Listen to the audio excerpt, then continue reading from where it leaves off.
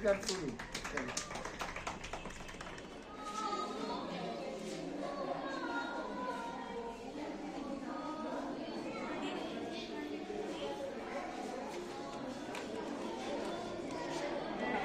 মুখটা দেখা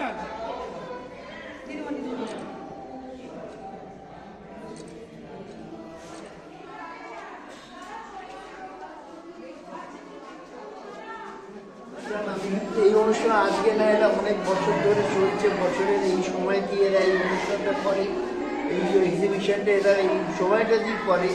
এই সমিতির যে সামরিক যে কর্ণধার পারমিতা দত্ত, তিনি যেমন নাচে পারদর্শী তেমন অঙ্কনে পারদর্শী, এবং তাহার অঙ্কন, তার হাতে অঙ্কন প্রশিক্ষণ নিয়ে বহু বাচ্চা, তার উৎসাহ বেশি, যারা স্পেশালি এবল চাইল্ড অত্যন্ত বাচ্চাদের নিয়ে কাজ করেন এবং তাদের দিয়ে তিনি দারুণভাবে অঙ্কন শেখান এবং তাদের আরও এনকারেজ করবার জন্য তাদের ছবিগুলো এনে এখানে এক্সিবিশন করে। করে বানানো একটা বড় পরিবার, আমরাও চাইবো আপনারা অংশগ্রহণ করুন। প্রত্যেকটা বাচ্চা, প্রত্যেকটা পারমিতাদি যেভাবে এটাকে তৈরি করছে বা এগিয়ে নিয়ে যাচ্ছে, আমরা সবসময় সাথে আছি। আমরাও চাইবো সাথে থাকুন, পাশে থাকুন, জিনিসটা আশীর্বাদ করুন যেন আরও বড় হয় এবং আরও অনেকের সাথে যুক্ত। এবারে 14 বছরের এক্সিবিশন। আমি তো আরও কিছু বছর আগে থেকে শেখাচ্ছি।